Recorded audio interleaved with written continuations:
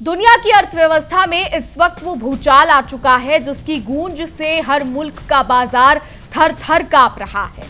Iran और America ने मिलकर हॉर्मुज की ऐसी घेराबंदी की कि पूरी दुनिया को मंदी के मुहाने पर लाकर खड़ा कर दिया।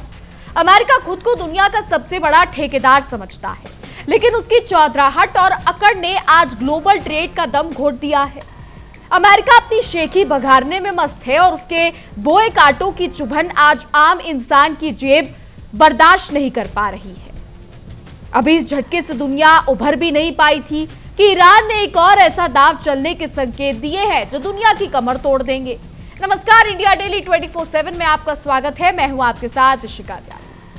ईरान अब लाल सागर में मौजूद बाब अल मंडेब को अपने प्यादों यानी हूती विद्रोहियों के जरिए पूरी तरीके से ठप करने की फिराक में है।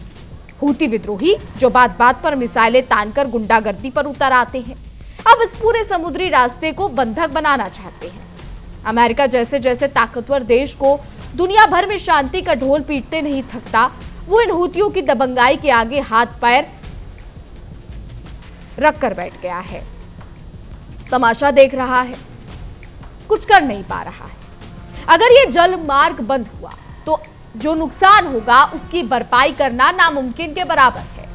अमेरिका का झूठा दंभ और हूतियों की ये अंधी गुंडागर्दी मिलकर आम आदमी की थाली से रोटी छीनने का पूरा खाका तैयार कर चुकी है। अब आप सोच रहे होंगे कि ये बाब अल मंडेब आखिर किस चिड़िया का नाम है, तो आपको बताते समुद्र का ये बेहद संकरा रास्ता असल में पूरे ग्लोबल ट्रेड की वो नस है जिसके कटते ही दुनिया की सांसें अटक जाएंगी। इसे दुनिया आंसुओं का दरवाजा भी कहती है। ये सिर्फ एक डरावना नाम नहीं है, बल्कि सदियों पुराने दर्द, तबाही और खौफ की एक जिंदा मिसाल है। लेकिन जो अमेरिका हर बात पर दुनिया का चौधरी बनकर टांग अड़ाने आ जाता है, उसे इस रास्ते से पैदा होने वाले खतरा जो है उसको वो दिखाई नहीं दे रहा है। ईरान और हूतियों के इस खतरनाक खेल में अमेरिका की ढुलमुल नीतियां आग में घी डालने का काम कर रही हैं।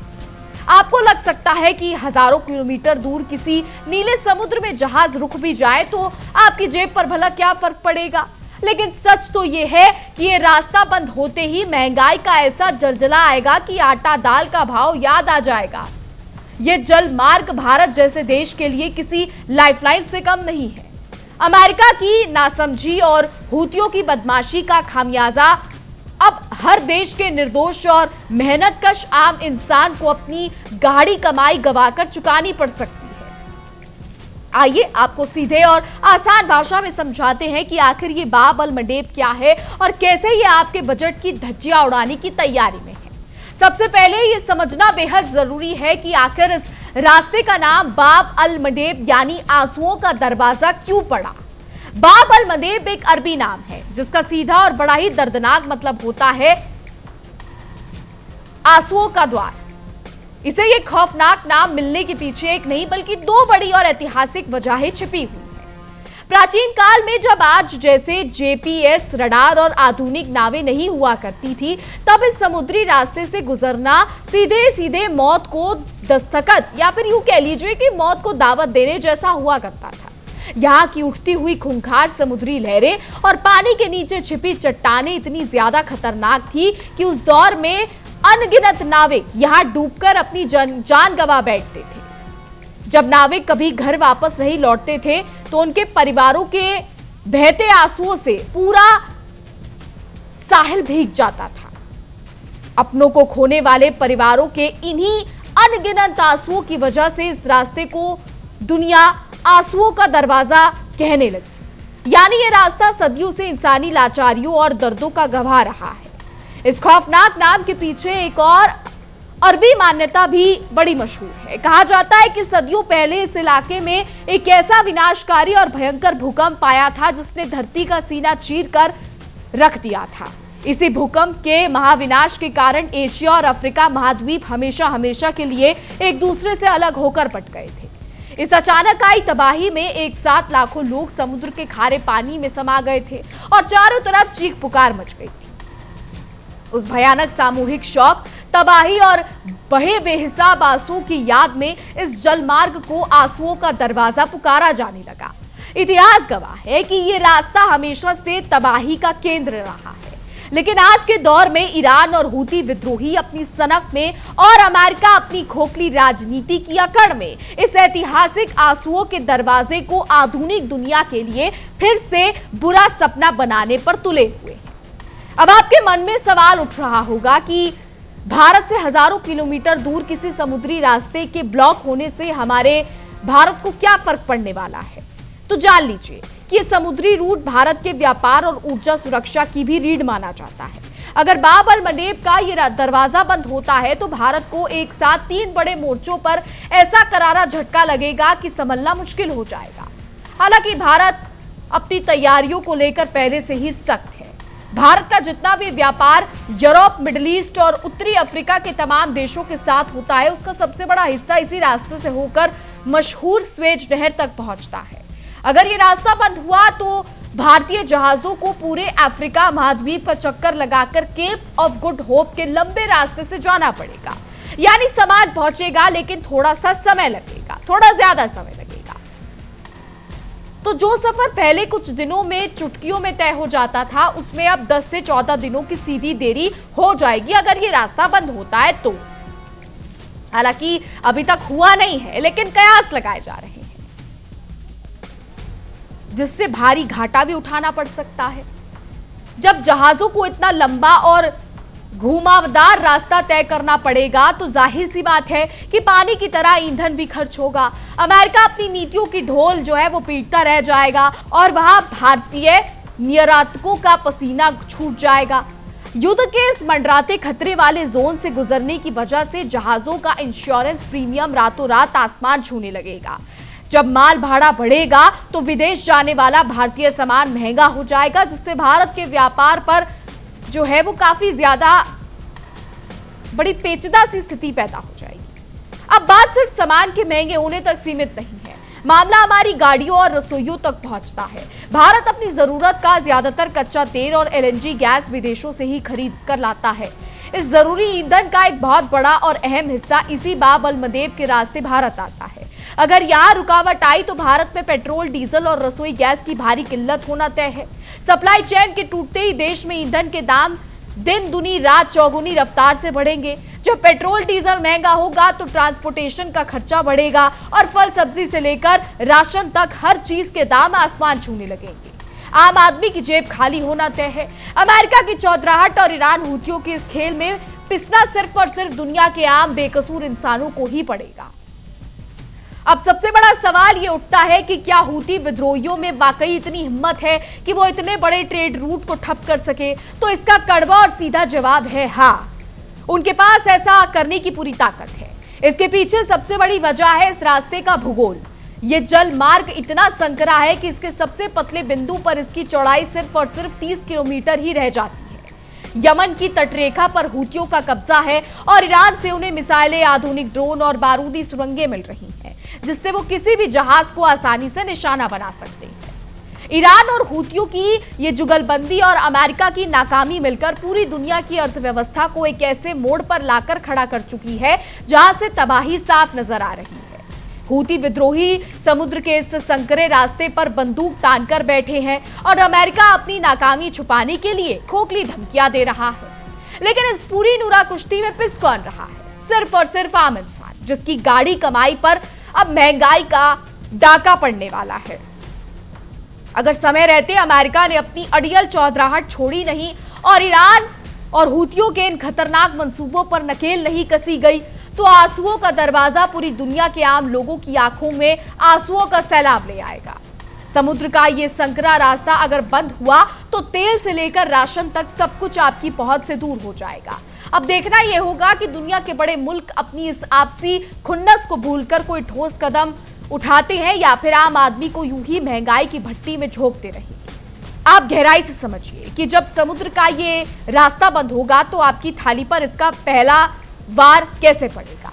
जब जहाजों को अफ्रीका का पूरा चक्कर काटकर आना पड़ेगा तो जो राशन और खाने पीने का सामान पहले हफ्तों में बाजार पहुंचता था उसे महीने लग जाएंगे। सामान रास्तों में सड़ेगा और मार्केट में सप्लाई घट जाएगी। जब बाजार में सप्लाई कम होगी और मांग वैसी ही बनी रहेगी तो दाम का आसमान छूना तय है, जिसका सीधा झटका मध्यम वर्गीय परिवारों की रसोई पर पड़ेगा। इस पूरे खेल में अमेरिका का दोहरा रवैया भी साफ नजर आता है। अमेरिका खुद को ग्लोबल इकोनॉमी का रक्षक बताता है, लेकिन जब वास्तविक संकट की घड़ी आती है तो उसकी नीतियां कागजी शेर साबित होती है। अमेरिका केवल अपनी राजनीतिक रोटियां सेकने में लगा रहता है, जबकि जमीनी हकीकत यह है कि बाब अल मंदेब जैसे संवेदनशील समुद्री रास्तों पर उसकी ढीली पकड़ ने हूती विद्रोहियों के हौसले इतने बुलंद कर दिए हैं कि वो अब खुलेआम गुंडागर्दी पर उतर आए हैं। भारत के कई उद्योग, जी हां, कई उद्योग की बात हम कर रहे हैं, कई सेक्टर्स की बात हम यहां पर कर रहे हैं, उन पर भी असर पड़ेगा। जो कच्चा माल यूरोप और दूसरे मुल्कों से भारतीय फैक्ट्रियों में आता है वो बंदरगाहों पर ही फंसा रह जाएगा। जब फैक्ट्रियों को कच्चा माल ही समय पर नहीं मिलेगा तो काम ठप होगा, जिससे न सिर्फ देश का उत्पादन घटेगा बल्कि छोटी मोटी कंपनियों में छटनी और बेरोजगारी का खतरा भी मंडराने लगेगा। लेकिन एक बात आपको साफ कर दें, ये आज का भारत है। इसको पता है कि अपने नागरिकों को किस तरीके से क्या देना है, क्या कुछ देना है। भारत सरकार पूरी तरीके से इस बात को लेकर सतर्क है कि मिडिल ईस्ट में क्या कुछ चल रहा है। दुनिया के तमाम देशों में इस वक्त भारी भरकम तूफान आ सकता है। भारत की बात तो छोड़ दीजिए, भारत को तो इतना नुकसान भी नहीं होगा, भारत इतना कुछ झेलेगा भी नहीं, लेकिन चीन जैसा देश, अगर चीन के साथ बाब अल मंडेब को लेकर कुछ हुआ तो फिर चीन का क्या होगा? चीन तो पूरा का पूरा ढह जाएगा। भारत जानता है कि मिडिल ईस्ट के हालात क्या है, इसलिए भारत पहले से तैयार है। हालांकि बाब अल मंडेब का बंद होना बहुत मुश्किल है। हूती विद्रोही सिर्फ धमकियां दे रहे हैं, लेकिन सऊदी जो कर रहा है वो भी समझ लीजिए। सिर्फ रिपोर्ट्स ये दावा करती हैं कि बाब अल मंडेब बंद हो सकता है, लेकिन इसका बंद होना काफी ज्यादा मुश्किल है। 99% ये बहुत मुश्किल है कि ये रास्ता बंद हो जाए। और अगर बंद भी हुआ तो भारत का इंपोर्ट और एक्सपोर्ट नहीं रुकेगा, वो जारी रहेगा। थोड़ा बहुत परेशानी लोगों को झेलनी पड़ सकती है, लेकिन इतनी नहीं जितनी चीन को हो। चीन तो तबाह हो जाएगा, ये समझ लीजिए। इसके अलावा आपको बता दें, ग्लोबल मार्केट में कच्चे तेल की कीमतें जैसे ही उछाल मारेंगी तो बड़ा बवंडर एशिया में आएगा। बड़ा बवंडर, जी हां, छोटा मोटा बवंडर नहीं, बड़ा बवंडर जो है एशिया में आएगा। चाइना जैसे देश जो मिडिल ईस्ट से ट्रेड कर रहे हैं, बाकी देशों से ट्रेड कर रहे हैं, चाइना की तो अर्थव्यवस्था ढह जाएगी।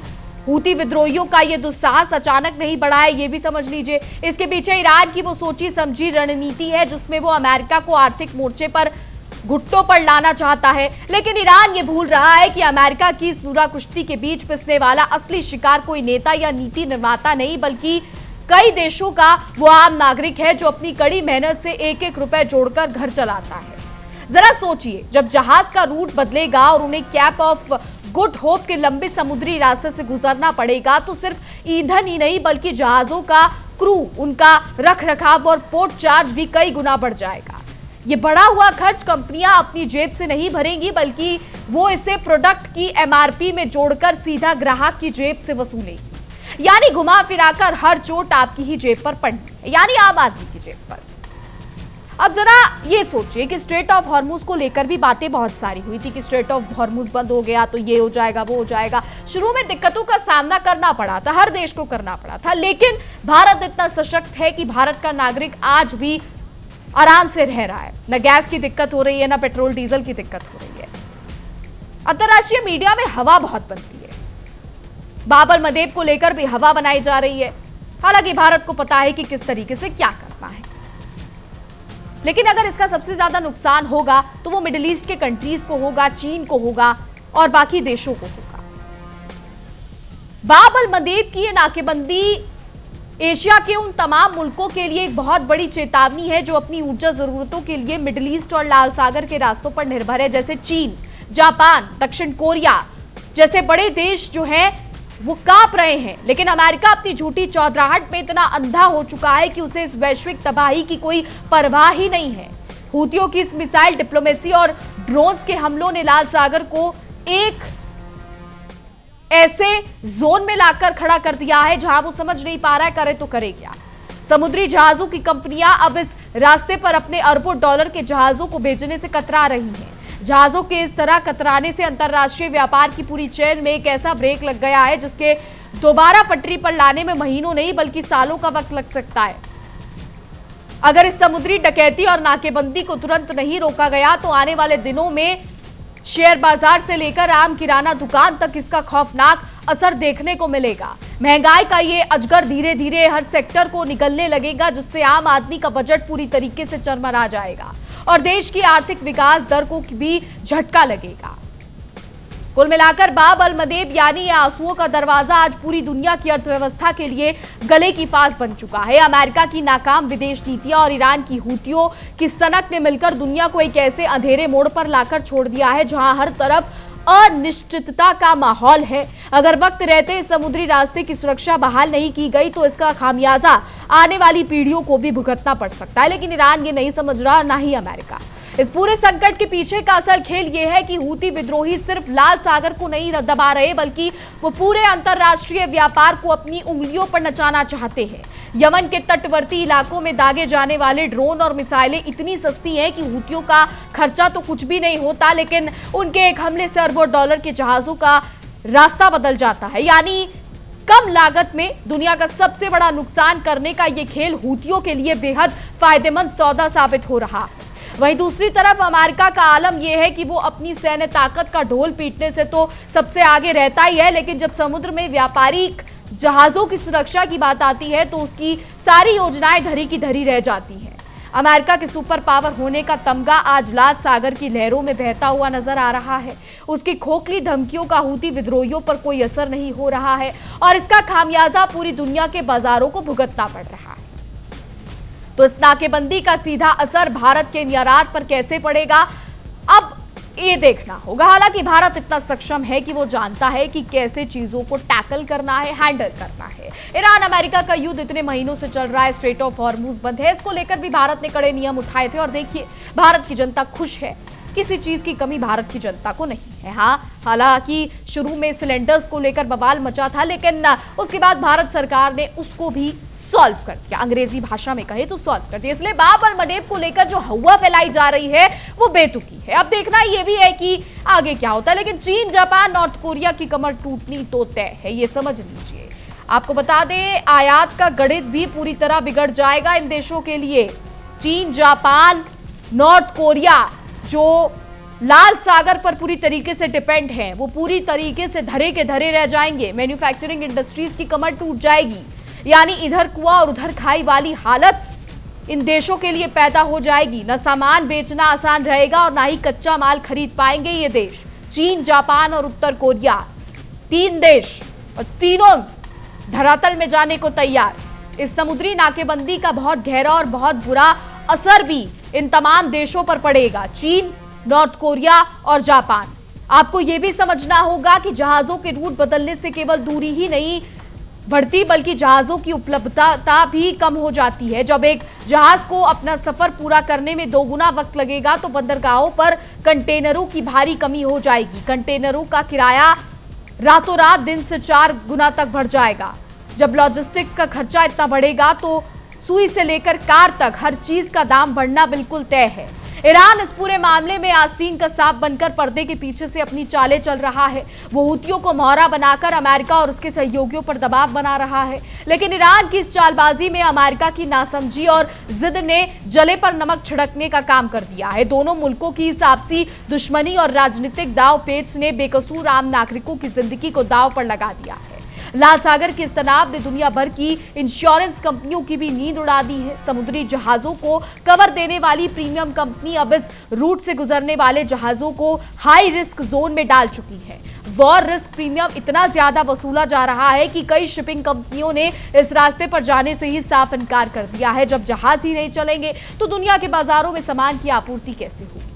अगर आपको बता दें कि एविएशन और ट्रांसपोर्ट सेक्टर की बात करें तो जब अंतर्राष्ट्रीय बाजार में कच्चे तेल की कीमतें उछलेंगी तो एविएशन और डीजल के दाम आसमान छूने लगेंगे। इसका सीधा मतलब यह है कि अब दुनिया में हवाई सफर से लेकर ट्रक और बस का किराया भी महंगा हो जाएगा। जब माल ढुलाई का किराया बढ़ेगा तो आपकी गली मोहल्ले की दुकान पर मिलने वाला राशन भी महंगा बिकने लगेगा।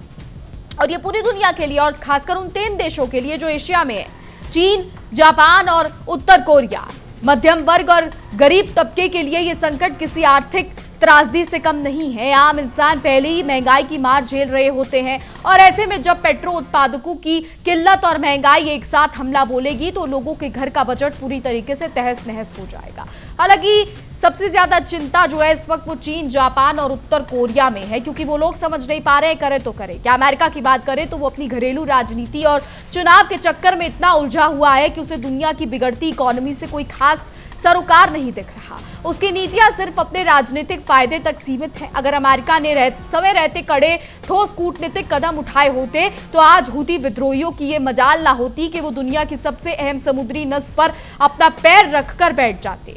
बाब अल मंदेब का ये जल मार्ग वास्तव में आधुनिक दुनिया की उस लाचारी का प्रतीक बन चुका है जहां एक संकरा समुद्री रास्ता पूरी दुनिया की रफ्तार रोक सकता है।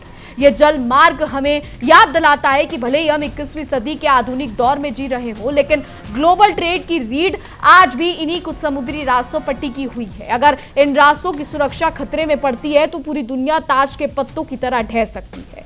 अब समय आ गया है कि दुनिया के तमाम बड़े देशों को मिलकर इस मसले का कोई स्थायी समाधान निकालना होगा। अमेरिका के भरोसे हाथ पर हाथ धरकर बैठे रहने से काम नहीं चलेगा। अगर दुनिया के प्रमुख देशों ने एकजुट होकर इस समुद्री रास्ते को सुरक्षित नहीं कराया तो हूती विद्रोहियों का यह दुस्साहस बढ़ता ही जाएगा और पूरी दुनिया एक ऐसे आर्थिक तबाही में धकेल दी जाएगी जिससे उभरने में दशकों लग जाएंगे। अंत में बात वही आकर ठहरती है कि ईरान, अमेरिका की खुन्नस और हूतियों की गुंडागर्दी का अंत भला क्या होगा।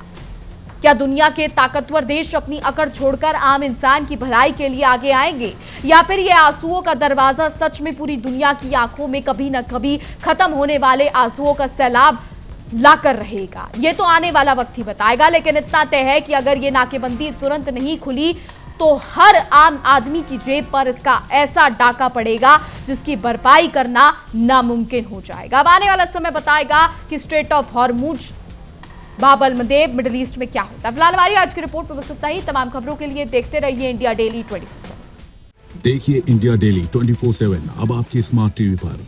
इंडिया डेली मौजूद है सभी डिजिटल प्लेटफॉर्म पर लाइव और लगातार। इंडिया डेली 24/7 हर दिन राष्ट्र को समर्पित।